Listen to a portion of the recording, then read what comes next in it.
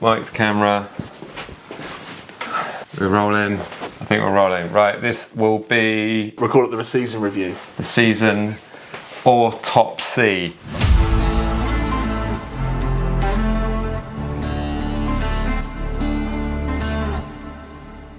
Alright, hello and welcome to the MatchDayVlogs YouTube channel. As always, please remember to smash that like button, hit subscribe, because it really does make a difference to the channel. We're here this evening with multiple camera angles to talk about the season, how it's gone. We're going to keep this pretty brief, I think, and just focus on maybe a couple of our highlights and negative points. Maybe our biggest disappointment will probably be the best. Just the one? Just months. Listen, last year you made me go through game by game, hurt by hurt, so I will take whatever you're willing to give me tonight. That is not 38 games of, well, that was bad, wasn't it? Yeah, I did make you do that, didn't However, it still was 38 games of that was bad. Yeah. So, looking at the season that we've just had, obviously it's ended pretty terribly. Were there any particular disappointments that stood out for you? Just the one? I mean... If there was like an overwhelming factor that was just like, do you know what? Why didn't they just... I think the biggest letdown was just Sports Republic in general. Yeah. I think we were, especially after like how bad it's been for the past... How long was Gal here for?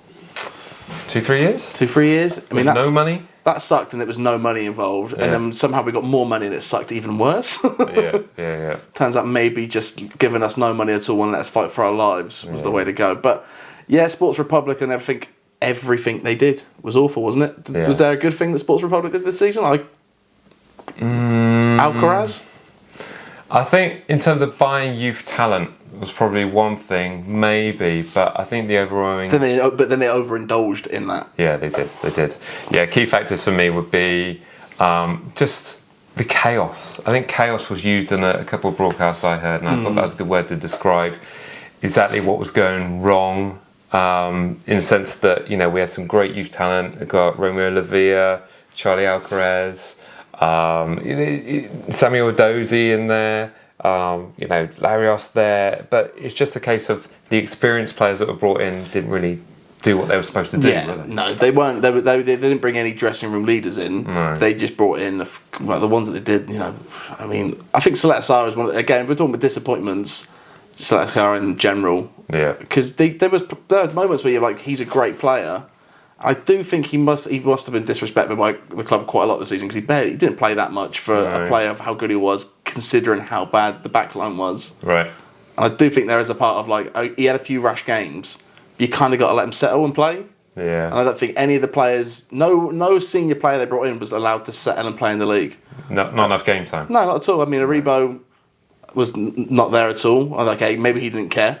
Yeah. He didn't care, so fair play. But, you know, he didn't get any game time. I mean, Orosic, granted, he might not have the best attitude, but did he play any Premier League minutes? No, I think he had a half-time appearance. Came on the second half. Yeah. I think in a couple of games. Didn't really have the game time, but when we did see him, didn't really leak up to Premier League quality, did he? His pace wasn't there. It wasn't so much no Premier League quality. I mean, like, again, you have to get up to pace with the Premier League by playing.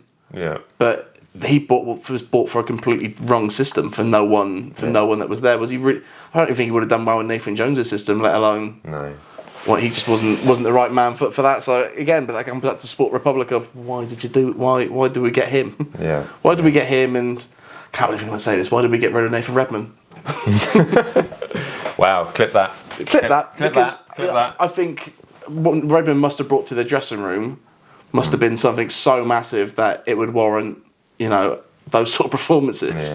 Yeah. So, you know, I think especially when you hear Prowsey talking by the end of the season, I think he must have just really been calling out for a mate. Yeah. Last man standing, I think Prowsey being the fact that a man of experience, and then looking at all the experienced players, Oro Romeo's got to be put in there, Fraser Forster. Best mate, Fraser Forster. Exactly, but, you know, people would say, well, Fraser Forster was hardly consistent, but towards the end of last season, he was pretty decent and, you know, got us a few points towards the end of the season.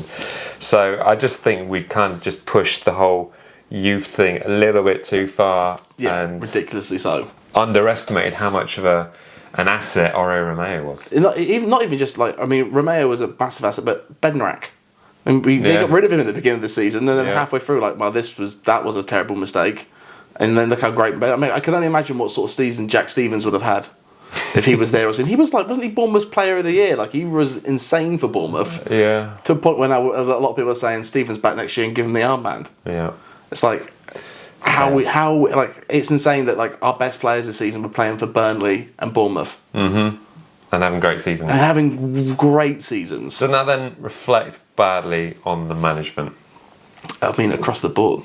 Yeah. But that's the thing that troubles me of like in the summer window, whose fault was that? Mm-hmm. Because Rasmus said that quite, I'm going to be pretty hands off. Yeah. And considering it was Semmens and Ralph in the summer, who of those got that wrong in the summer that they couldn't sign a striker? Yeah. And flip side to January where Rasmus is in control and somehow it's even worse and more scattergun. It's just the whole management from players upwards is just it's terrible. So if you had to pick a highlight, has there been any highlights?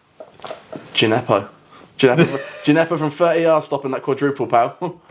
Okay, yeah, the 2-0 win in the League Cup against Man City, stopping the quadruple. Okay, yeah, that's that is something to take down, I guess. Yeah. I don't think the Southampton admin had to go that hard. I feel like for a relegated club, you could have done that slightly more with a bit of grace rather than. Yeah. Hold on, wait a minute. Not really the way I would have gone about it, but. Yeah, I know what you mean there. Yeah, I think obviously stopping Man City winning the quadruple, and for me actually that Chelsea win at home. We weren't at the away game, so we can't comment on that, but that was obviously amazing to see a Chelsea free kick. But that Chelsea win at home 2-1, I think was the last time we saw Ralph ball working. Yeah. And we ever will again.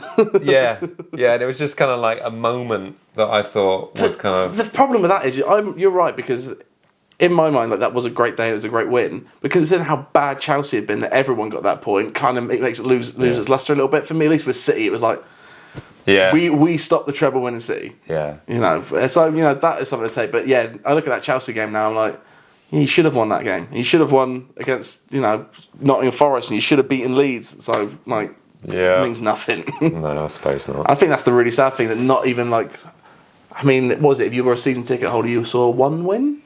If you're a season ticket holder, you would have seen 2 wins at home. Yeah. In the league. So that would have been an extra pay game. So if you're a season ticket holder, you've had to pay extra for one of those tickets. Yes, you have. Yeah. So and not many people bought that Man City home game thinking like, we're out of the cup. Look at you now, Game fools. over. It was the best. It was the best one. I will say probably the highlight of the season was watching the Champions League final and turning to Astor and being like, see that? You saw this team lose to Southampton. Yeah. You saw this team here lose to Nathan Jones. That's probably my highlight of the season. Yeah.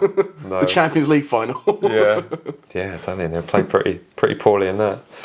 But yeah, no, I think that generally sums up. I mean, for us to, obviously now we're in the Championship, we want to bounce straight back to the Premier League. That is the ultimate goal. There are going to be movements over the summer. We're recording this a week before. Was the transfer window open? Transfer window's open for us, yeah. Transfer window is open now, and nothing much has happened in regards to Declan Rice moving. So I think that's going to have a big factor on. I don't want to say it. Our star boy potentially moving on. We're going to have to talk about it eventually. Not ready to. Not yet. Not until. I've seen something that might. I don't know. I don't want to say it. I don't. Are you allowed to say it? No, not right now. But it will come. Okay, in a format that looks very similar to this. Yeah, it will come. It's not going to make any sense, but it'll. I think the fact that there are 3 cameras to tell you that Mike knows something, and he's not letting anyone know. I do. I'll reveal to you very shortly. So there it is. That's basically our recap for the 22-23 season. If you've got a particular low light or a highlight, then feel free to stick it in the comments section below. We did want to do this live, but my internet is currently awful at the moment. So you're welcome, because then it will be like a complete mess of a show, as in this one, which I can edit and cut out all the ums and the ahs. I didn't want to have to wear a blazer. Yeah, it's too warm. It's too warm. It's far too warm. It's not where I want to be this time of year.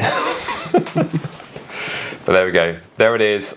Stick in your thoughts in the comment section below. As always, remember to like, comment, share, subscribe, and we'll see you in the next one. All right, see ya.